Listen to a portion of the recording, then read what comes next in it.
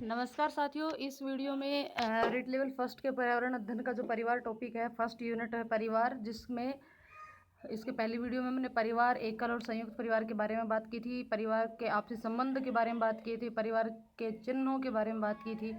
इस वीडियो में हम बात करेंगे सामाजिक बुराइयों से। सामाजिक बुराइयों में टॉपिक के अंदर सामाजिक बुराइयों में जो है उनमें से हम बाल विवाह और बाल श्रम, इन दोनों पर चर्चा करने वाले हैं।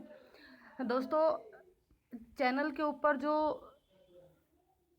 व्यूज़ आते हैं वो 90% अनसब्सक्राइब जो पर्सन होते हैं उनके आते हैं, 10% ओनली सब्सक्राइब वाले आते हैं। तो प्लीज़, यदि आपने भी चैनल को सब्सक्राइब नहीं किया तो चैनल को सब्सक्राइब कर लें। और यदि इस वीडियो का PDF आपको चाहिए तो ये एक टेलीग्राम चैनल है, ऑल एजुकेशन प्लेनेट।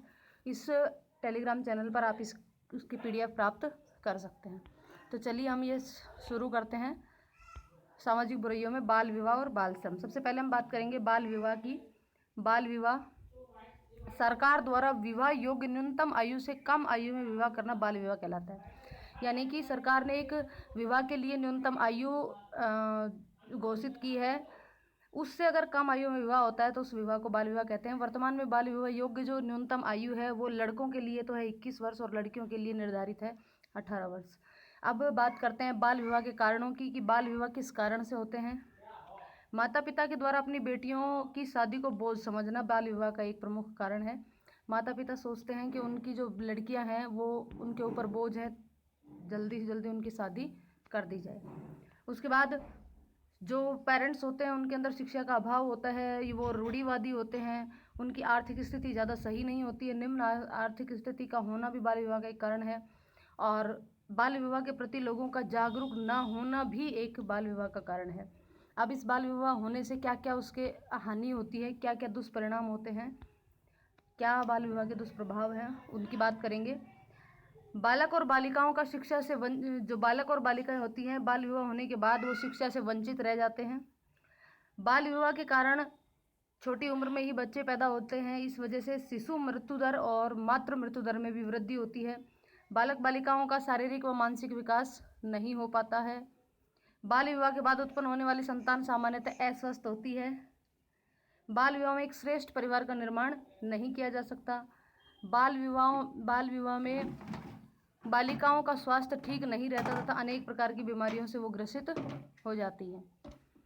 अब बाल विवाह को रोकने के लिए कुछ कानूनी उपाय किए गए हैं, कुछ कानून बनाए गए हैं जिनकी हम बात करेंगे। भारत में सर्वप्रथम बाल विवाह को रोकने के लिए उसके कठोर प्रावधान करने हेतु अजमेर के हरिविलास शारदा व्रत 1929 में शारदा एक्ट 1922 को मंजूरी प्रदान की गई, जिसे 7 अप्रैल 1930 को संपूर्ण भारत में लागू किया गया। इस अधिनियम में अब तक 3 बार संशोधन हुए हैं, 1949, 1979 और 2006 में। शारदा एक्ट 1929 के तहत प्रारंभ में विवाह के लिए न्यूनतम आयु लड़कियों के लिए 14 वर्ष थी और लड़कों के लिए 18 वर्ष थी, लेकिन इसका फिर संशोधन हुआ और 1978 में शारदा एक्ट 1929 को संशोधित किया गया और न्यूनतम आयु जो है वो बदल करके लड़कियों के लिए 18 वर्ष और लड़कों के लिए 21 वर्ष निर्धारित की गई। बाल विवाह निषेध अधिनियम 2006। वर्ष 2006 में केंद्र सरकार द्वारा शारदा एक्ट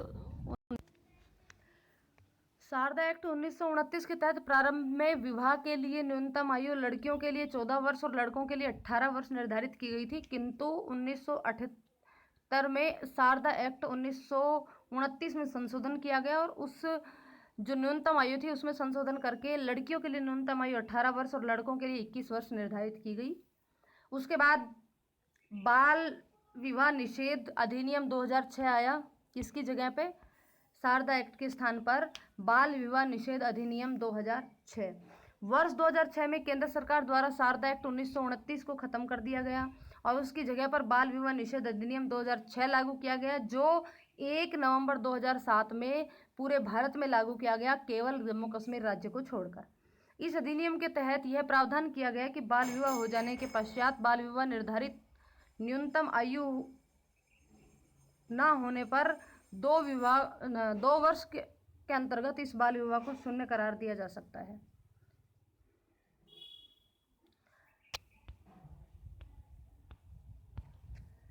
इस अधिनियम में अभी प्रावधान किया गया कि यदि कोई भी पक्षकार बाल विवाह अपराध में लिप्त पाया गया तो प्रत्येक दोषी पक्षकार को 2 साल की सजा और 1 लाख का आर्थिक जुर्माना दंडित किया जा सकता है। यानी कि कोई भी एक परिवार यदि इस अपराध में शामिल होता है तो प्रत्येक परिवार को 2 वर्ष की सजा और 1 लाख रुपए तक का जुर्माना निर्धारित किया गया है। अब कुछ महत्वपूर्ण तथ्य हैं जो बाल विवाह से संबंधित हैं। देखिए, भारत में बाल विवाह सबसे ज़्यादा किस तिथि को होते हैं, तो भारत में सर्वाधिक बाल विवाह अक्षय तृतीया के दिन किए जाते हैं। और सबसे पहले जो बाल विवाह होने का जो लिखित प्रमाण प्राप्त होता है वह हर्षवर्धन के काल में देखने को मिलता है, और उन्होंने अपनी छोटी बहन राजश्री का विवाह कन्नौज के शासक ग्रहवर्मन के साथ करवाया था। यूनिसेफ ने एक रिपोर्ट में बताया कि भारत में सबसे ज़्यादा बाल विवाह जो है वो बिहार राज्य में होते हैं और सबसे कम बाल विवाह जो है वो हिमाचल प्रदेश में देखने को मिलते हैं। भारत में सबसे ज़्यादा बाल विवाह अनुसूचित जाति और जनजाति के द्वारा करवाए जाते हैं। देखिए, भारत में अगर हम यूनिसेफ की रिपोर्ट को देखें तो भारत में बताया गया है कि भारत में बिहार राज्य जो है उसमें सबसे ज़्यादा बाल विवाह होते हैं और सबसे कम बाल विवाह जो है वो हिमाचल प्रदेश में देखने को मिलते हैं। और SC ST कैटेगरी में ये जो बाल विवाह होते हैं वो सबसे ज़्यादा होते हैं। अब हम सामाजिक तौर पर, हम कानूनी तौर पर तो पीछे पड़ चुके हैं कि बाल विवाह का निवारण हेतु क्या क्या कर सकते हैं, लेकिन हम सामाजिक तौर पर और क्या कदम उठा सकते हैं जिससे बाल विवाह को रोका जाए। तो समाज में जागरूकता फैलाकर, शिक्षा का प्रचार प्रसार करके, गरीबी उन्मूलन द्वारा, सामाजिक कार्यक्रमों का क्रियान्वयन करके, नुक्कड़ नाटक के द्वारा बाल विवाह दुष्परिणामों से अवगत कराकर भी बाल विवाह का निवारण कर सकते हैं। यानी कि हम समाज में जागरूकता फैलाएं, शिक्षा का प्रचार प्रसार करें, गरीबी उन्मूलन कार्यक्रम चला करके गरीबी को कम करें, सामाजिक कार्यक्रमों का क्रियान्वयन करके भी बाल विवाह निवारण किया जा सकता है। और नुक्कड़ नाटकों के माध्यम से समाज को बाल विवाह के दुष्परिणामों से अवगत करवाकर भी बाल विवाह को रोका जा सकता है। आगे चलते हैं हम।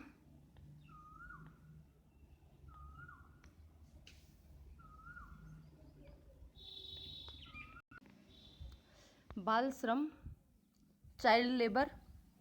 अब क्या होती है चाइल्ड लेबर, पहले उसकी बात करेंगे। सरकार द्वारा एक आयु निर्धारित की गई है, यदि उससे कम उम्र के बच्चों को से शारीरिक श्रम करवाया जाता है तो वह बाल श्रम की श्रेणी में आता है। तो देखिए, सरकार द्वारा तय की गई आयु से कम आयु के बच्चों द्वारा किया गया शारीरिक कार्य बाल श्रम कहलाता है। अब बाल श्रम के हेतु कितनी आयु निर्धारित की गई है उसकी बात कर लेते हैं पहले।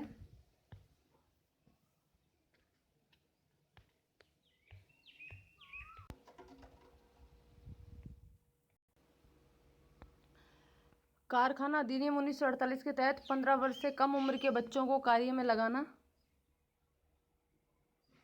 कानूनी अपराध है। अनुच्छेद 24 में तो उम्र बताई थी 14 वर्ष, उससे कम उम्र है वो कानूनी अपराध बताई थी या बाल श्रम की श्रेणी में बताया था।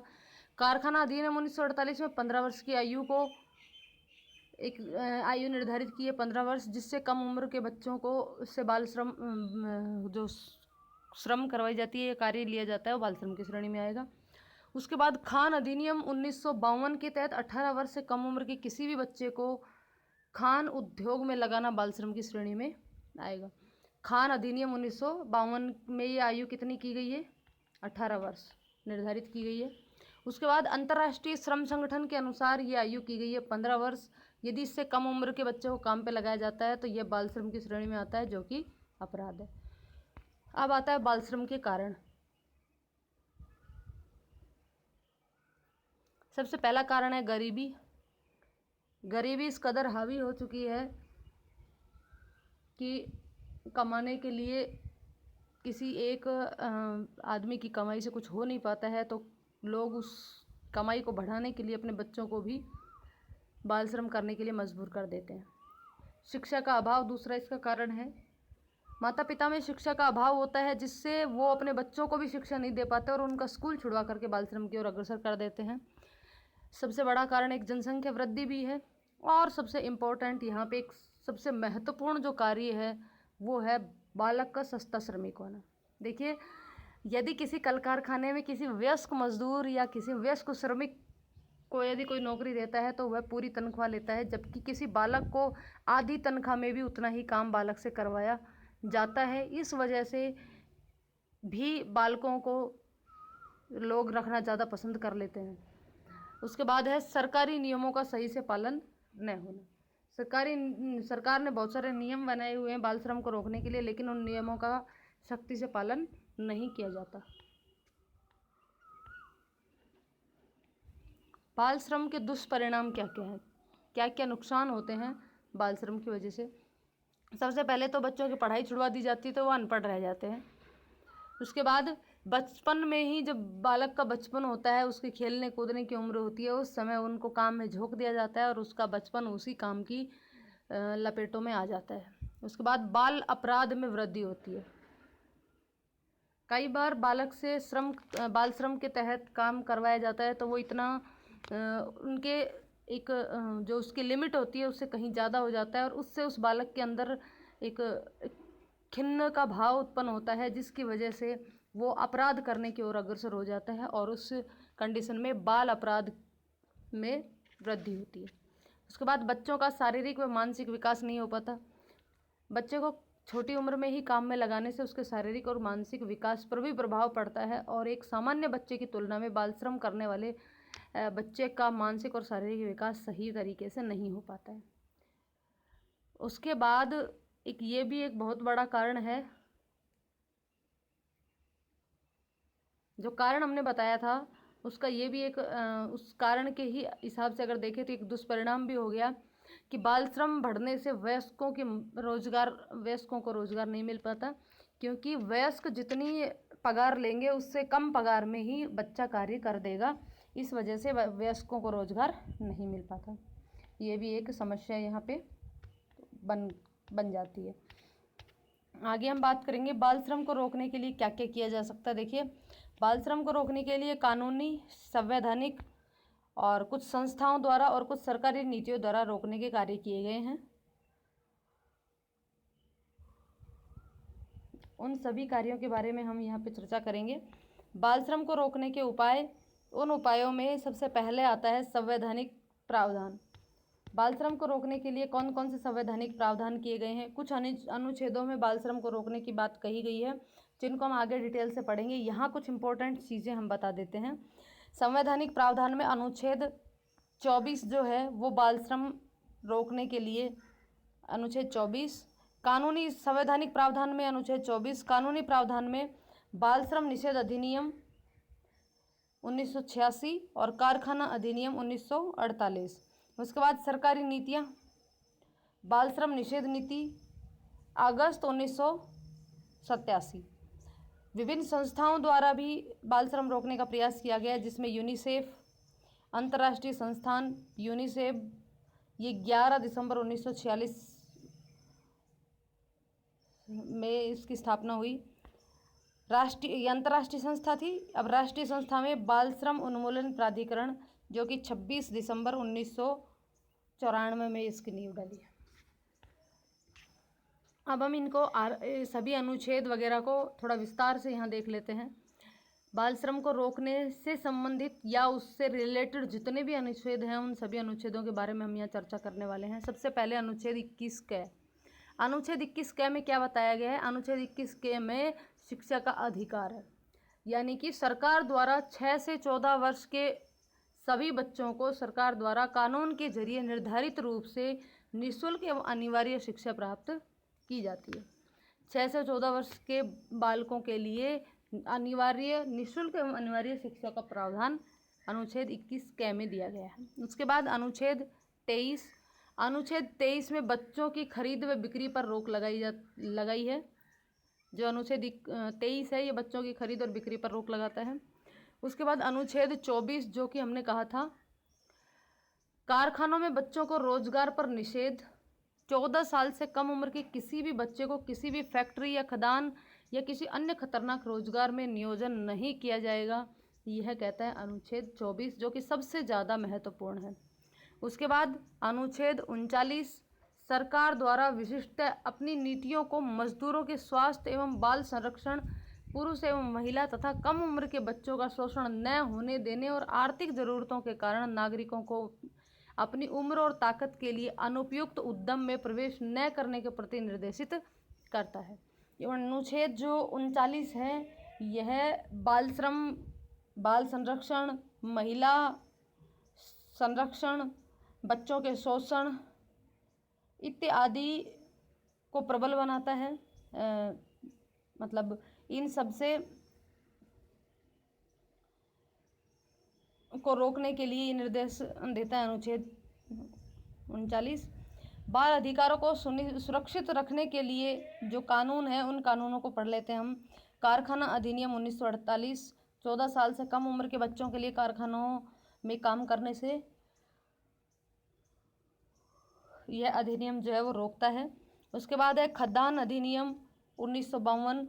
खदान अधिनियम 18 वर्ष की आयु निर्धारित करता है कि 18 साल से कम आयु वाले बच्चों को खदानों में काम करने पर प्रतिबंध लगाता है यह अधिनियम।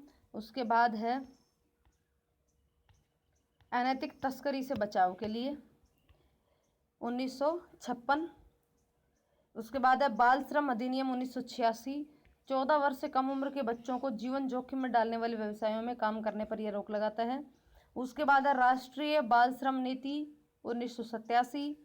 किशोर न्याय देखभाल और संरक्षण अधिनियम 2000 बच्चों के रोजगार को दंडनीय कहा है। बाल विवाह निषेध अधिनियम 2006, ये हम पहले ही पढ़ चुके हैं। बाल विवाह जब हमने अभी इससे पहले पढ़ा था उसमें। राष्ट्रीय बाल संरक्षण आयोग 2007 बाल अधिकारों के उल्लंघन से जुड़े मसले को सुलझाने का काम करता है। निःशुल्क एवं अनिवार्य बाल शिक्षा का अधिकार अधिनियम 2009।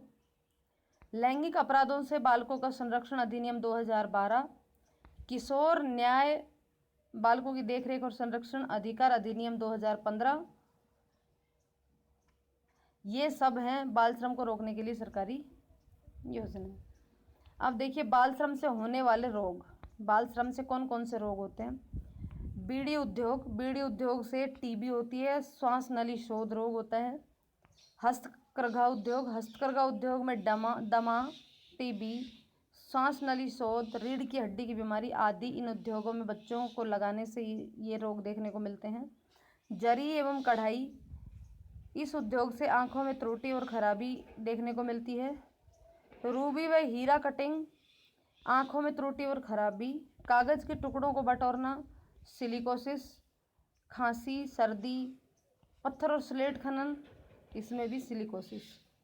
तो ये थे बाल श्रम, या फिर हम यूँ कहें कि बच्चों को किसी हानिकारक या यूँ कहें कि किसी खतरनाक कार्य में लगाने से उनके उस बच्चे पर शारीरिक रूप से क्या प्रभाव पड़ते हैं, कौन कौन सी बीमारियों के भी शिकार हो जाते हैं।